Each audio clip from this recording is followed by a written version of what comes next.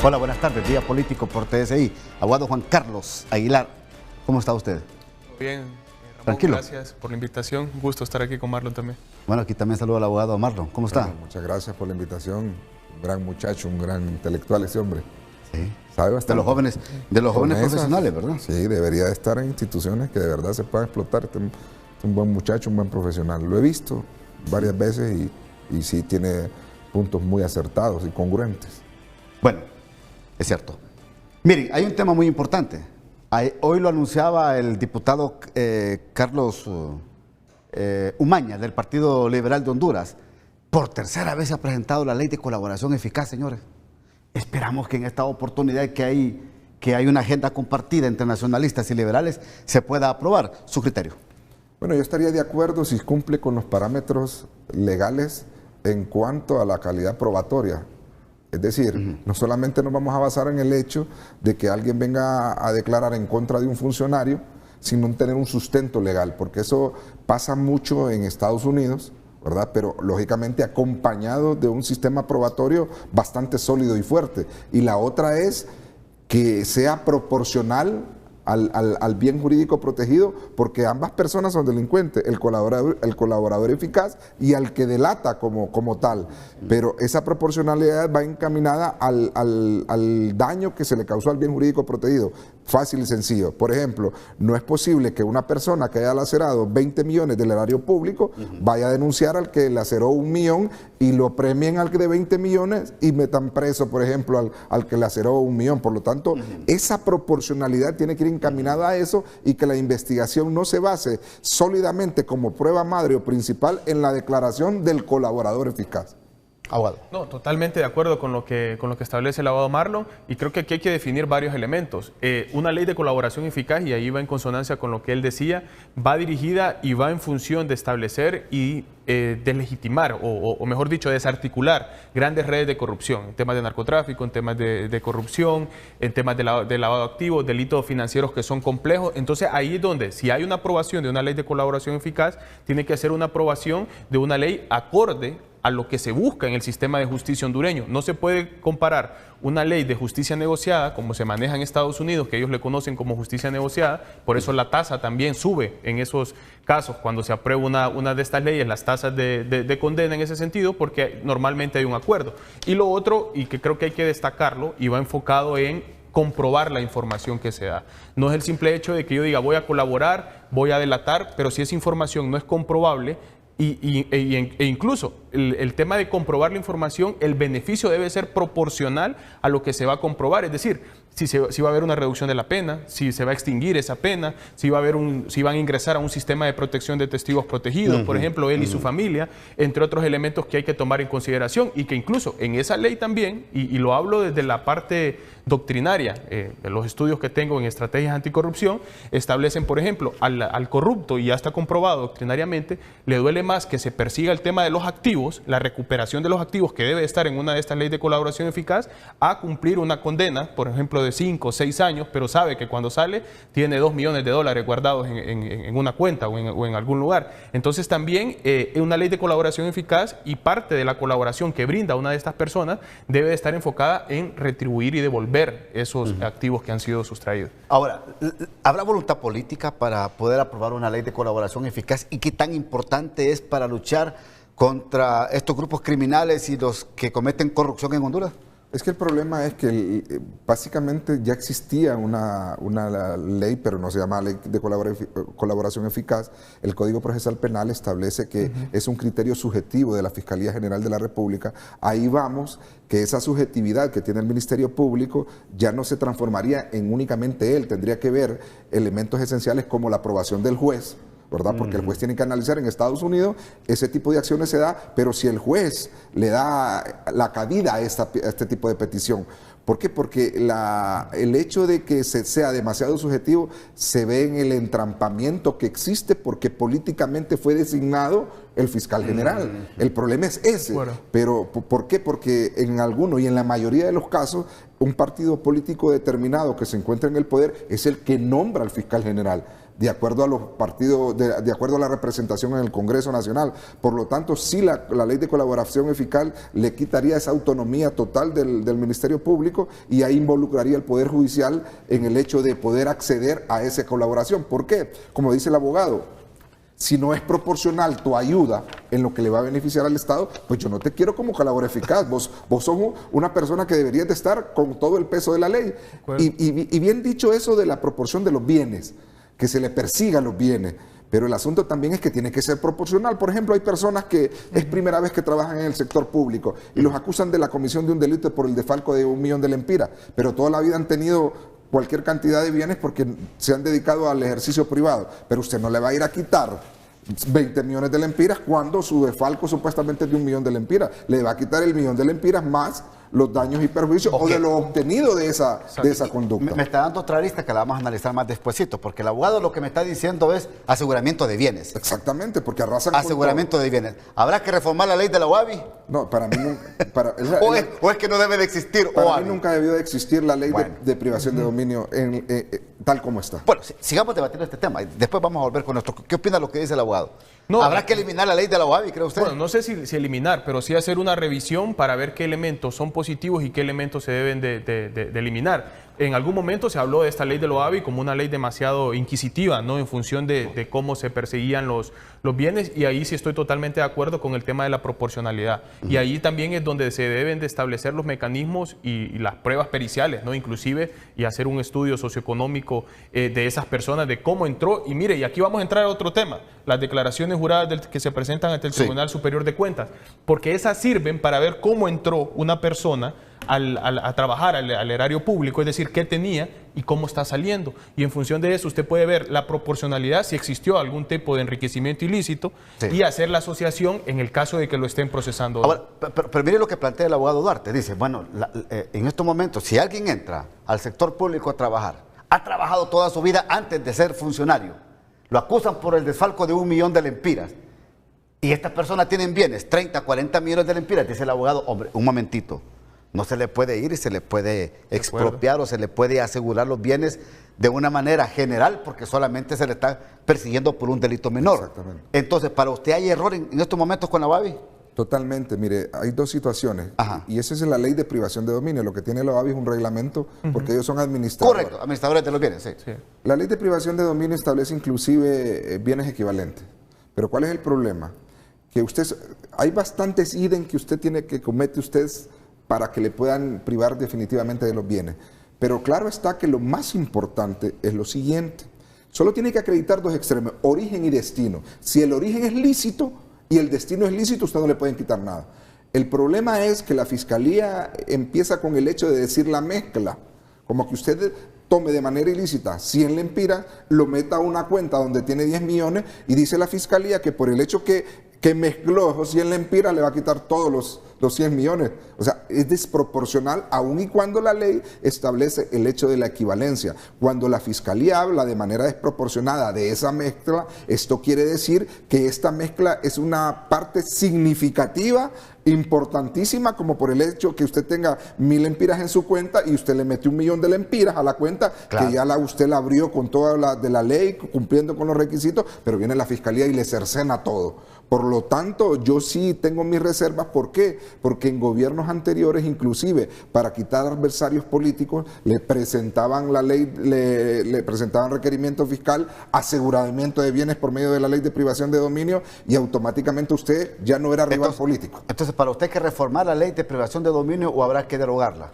No, se tienen que establecer matices, ¿no? e identificar, porque también siento que tiene que haber una regulación siempre con respecto a la persecución y a buscar la retribución del Estado en función de perseguir esos bienes. Obviamente tiene que ser proporcional, tiene que haber un proceso suficientemente claro, eliminar la discrecionalidad política o de la Fiscalía de una u otra manera que pueda haber algún tipo de vinculación, y que sea proporcional y que sean medidas proporcionales al daño. Y ahí sí estoy totalmente de acuerdo, ¿no? Y ahí es parte del estudio, de la pericia que se tiene que realizar desde esa perspectiva penal para no perseguir bienes que tal vez se construyeron o se heredaron de un patrimonio familiar en algunos casos, y que se busca con esa mezcla de la teoría del árbol, del fruto envenenado, ¿no? Que es la que se usa en derecho penal. Antes de irme a la pausa, ¿a cuántos clientes que usted representa le quitaron sus bienes totales por por delitos menores en cuanto a cuantía? Bueno, hay personas que les aseguraron los bienes y ni siquiera fueron acusados.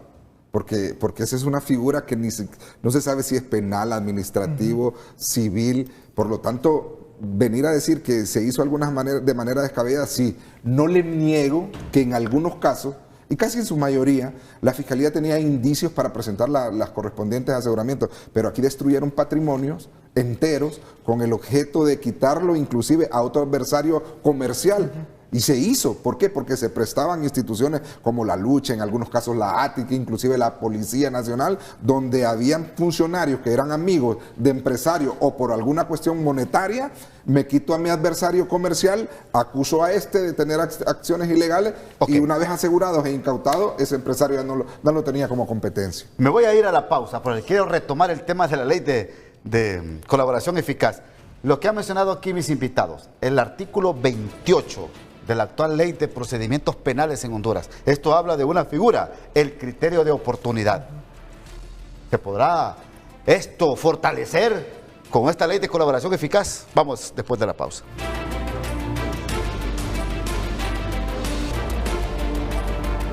Procesal penal en el país. Se habla de la figura del criterio de oportunidad, que es una herramienta que tiene el Ministerio Público en estos momentos, que es, digamos, un poco parecido a lo que se quiere aprobar de la ley de colaboración eficaz. Abogado Juan Carlos.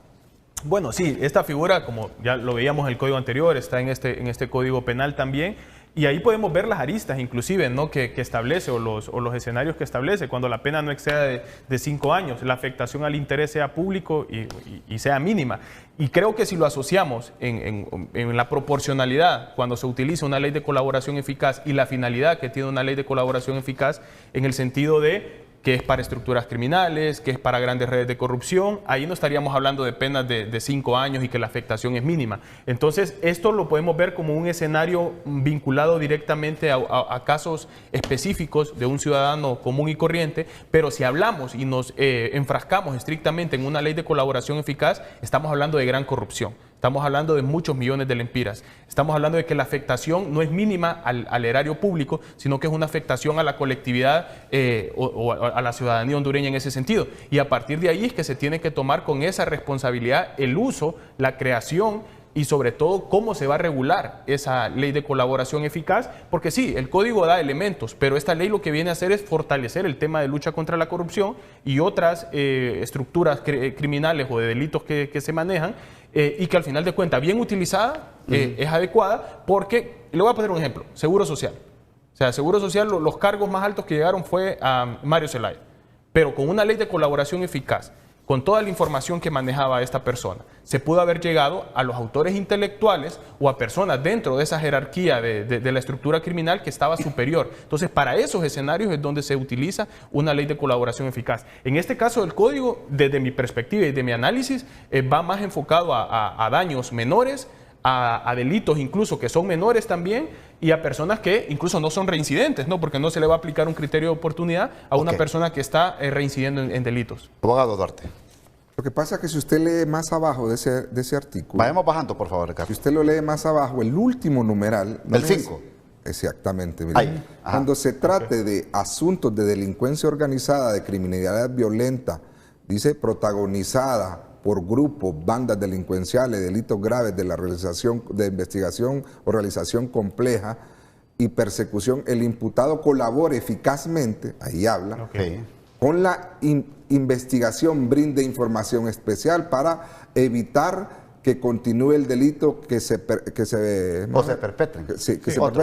Aprobar la participación de terceras personas, siempre dice que la acción penal de la cual se trate resulte más leve, lo que hablábamos, que los hechos punibles cuya persecución facilita o cuya continuación, ya no miramos, evita medidas cuando proceda a la suspensión condicional de la persecución penal. Sí. O sea, ahí lo limita, pero en este momento, inclusive conocimiento de causa, el Ministerio Público utilizó este mismo argumento, eje numeral 5, en el caso del Seguro Social, donde unas personas se sometieron a esa figura y colaboraron Y creo que era bastante la participación, pero era en magnitud más grande a los que están presos el día de hoy. Y también creo que el Ministerio Público lo está utilizando, ese numeral 5, porque es solo a potestad del fiscal general. Ese numeral 5. Ese numeral 5. Esa aplicación le corresponde solo al numeral fiscal 5 general. solo por lo menos la aplicación de la Fiscalía General. ¿Qué pasa? El fiscal general es el que autoriza que se le aplique aun y cuando la pena exceda de 5 años. Lo están utilizando en delitos de tráfico de drogas para capturar a más narcotraficantes y lo están utilizando en este momento. Habría que darle más amplitud, no solamente subjetiva del Ministerio Público, porque ya existe eso. Debería de incluirse también un juez de garantía, pero no un juez escondido, que todavía no sé por qué siguen con el juez escondido, que es el juez que está el juez sin rostro. El juez sin rostro que está en la intervención de telecomunicaciones, porque eso fue creado, ese juez de la ley de intervenciones de las telecomunicaciones con aquellas leyes de secreto. Un juez tiene que estar a la vista, saber quién es el juez, a quién se le dirige, pero usted desconoce ahorita el tal juez de garantía que existe en los lugares donde a usted le intersectan las telecomunicaciones, porque aún personas que no están solicitadas para que le intervengan las telefónicas, las conversaciones telefónicas, ahí hay un juez, pero estas personas ni siquiera han sido sometidas a un proceso penal. Por lo tanto, esa figura de ese juez debería estar conocida. Porque el elemento principal de la ley de procesal penal en Honduras es oralidad y publicidad. Ahora, pero usted lo expone. No. ¿Por qué? Le voy a explicar antes. Antes existía la intervención de las telecomunicaciones y lo establece el artículo 212, 213 del Código Procesal Penal y establece que el juez podrá autorizar las intervenciones de las telecomunicaciones. Y hay en el Código Procesal Penal la reserva de las investigaciones hasta no dar a conocer el resultado final de esa investigación. ¿Por qué? El hecho de que a usted le intervenga la comunicación es una prueba orientativa, que usted evidentemente están hablando de la planeación o de la comisión de un delito, pero esa orientativa le está diciendo a dónde ir y se convierte en confirmativa si el hecho que usted está grabando se produjo. Abogado.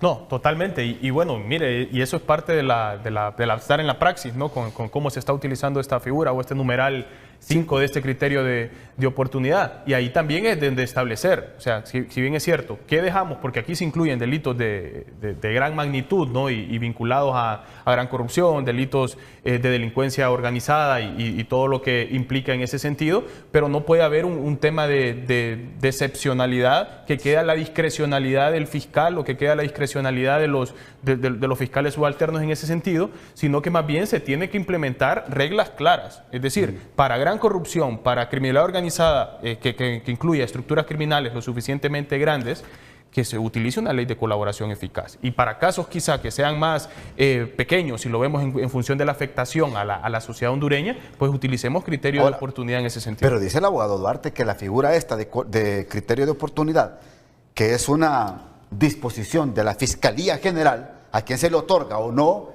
ya está siendo aplicada en estos momentos en varios casos de acuerdo, en el país. Y por eso la necesidad de separarlo, para quitarle esa discrecionalidad, en este caso al fiscal general, de favorecer a X o Y imputado, que no sabemos qué hay detrás de esos imputados, o qué tipo de familiaridad puede existir o conflicto de interés, y a partir de ahí quizá a este sí le doy el criterio de oportunidad, pero a este no le doy el criterio de oportunidad por acciones externas o internas que no conocemos. Edgardo, prepáreme por favor el recuadro acerca de lo que es la ley de colaboración eficaz, algunos beneficios que se cree se pueden dar. Ahí está en pantalla. Beneficios de la ley de colaboración eficaz. Número 1, la finalidad de la ley es identificar y desarticular grupos delictivos.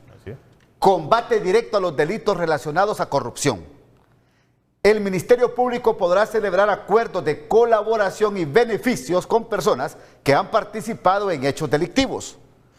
El beneficiado brindará apoyo con información o evidencias para la investigación y persecución penal. Mire este 5, este es importante. Beneficios a otorgar. La abstención total o parcial de la acción penal del que colabore.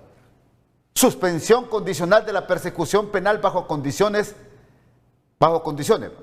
Lo otro, la rebaja de las penas o de la condena en su caso hasta 2/3 partes. La libertad condicional del colaborador. Esto es el resumen de lo que hemos rescatado aquí en Día Político. Pero para mí se queda corta, no necesariamente tiene que ser delitos relacionados a corrupción. Yo le digo, ¿por qué? Porque eso contraviene que pareciera que lo más importante en todo caso, y yo sé que es importante lo de la corrupción, pero la Constitución de la República establece que el fin primordial es la persona humana. También deberían de incluir el asesinato, el homicidio, el femicidio, el tráfico de drogas. ¿Por qué? Todo tipo de delitos. Exacto. Que sea general. Una aplicación general. Sí, porque si lo vemos desde el punto de vista de corrupción, estaríamos hablando de que todo el mundo se quejaría de que son persecución penal, que le utilizaron esta ley solo para por decirlo así, atacar un grupo político determinado porque es adversario del oficialismo. Entonces, para mí, para evitar esa suspicacia, que sea para cualquiera, porque le digo acá, si bien es cierto, la Constitución establece que el fin primordial es la persona humana, aquí deberían entonces hablar 150.000 personas presas por homicidio, de todos los homicidios que han hecho durante más de una década. Pero usted sabe que el delito de homicidio es el menos que está guardando prisión en los centros penales. Entonces, esto quiere decir que Honduras está enfocada en otros temas que no básicamente es la persona humana. Porque todo es integral, Ramón. Es decir, si aquí es un país seguro, que se respeta la vida, yo creo que la inversión viene, porque de ahí partimos para los demás delitos de corrupción, por ejemplo. Okay. Voy a la segunda pausa y ya regreso en el Día Político por TSI. Vea qué importante cuando los expertos hablan y dan a conocer, y nos dan a conocer a nosotros, amigo televidente y amiga televidente, los conocimientos de la aplicación de una figura importante como la Ley de Colaboración Eficaz. 3 veces se ha presentado esta iniciativa de ley, desde el 2016, que fue una propuesta de Masi, 2019.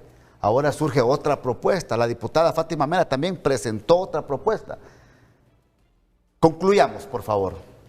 ¿En qué conviene esto a Honduras, al estamento jurídico, a la aplicación de la justicia en el país? Mire, recordemos que esto es un tema vinculado estrictamente a corrupción, y ahí estoy de acuerdo. No solamente tiene que estar vinculado a corrupción, sino a otras estructuras criminales. Lo que se tiene que definir es cuándo aplica, cuándo no aplica y cómo se busca desarticular. Luego lo otro, estas son herramientas, más allá de que lo solicitó Naciones Unidas con el grupo de expertos, lo solicitó la MASI en algún momento, estas son herramientas para el Ministerio Público, porque aquí indistintamente si se instala una comisión internacional o no, tenemos que apuntar a combatir el crimen, combatir la corrupción, combatir el lavado de activos, delitos financieros, etcétera, en casa. Y con eso es que se genera estos espacios y este ambiente habilitante para dar esa persecución penal, judicializar y condenar a personas que han cometido esa corrupción. Entonces, al final de cuentas, es un tema importante. Ojalá exista la voluntad política en el Congreso. Los votos están en las dos bancadas del oficialismo y por eso la gran responsabilidad también de realizarlo. Y obviamente, esto vendría a fortalecer el sistema de justicia penal, si es una ley bien hecha y bien aplicada también,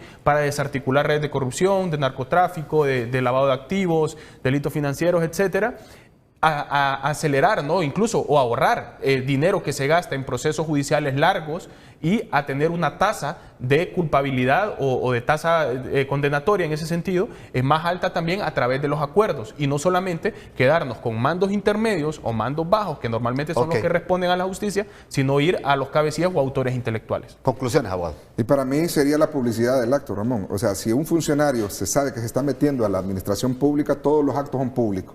Es decir, el hecho de escudarse en un testigo protegido y en una bata, eso conlleva más bien a la impunidad y al ocultamiento de quién es esa persona.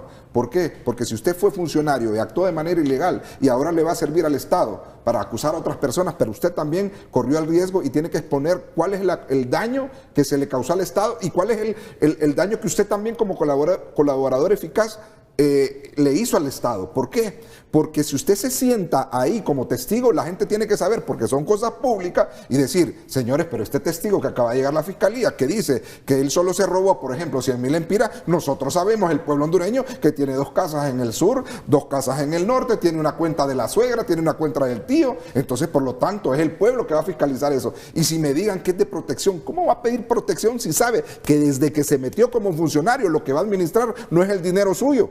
Es el dinero del pueblo? Por lo tanto, habría que tomar en cuenta eso de que no escudemos en ese testigo protegido y colaborador eficaz en un escudo de protección que no se conozca. Bueno, señores, gracias, abogado Aguilar. Gracias, abogado Duarte. Que pasen todos una feliz y bendecida noche.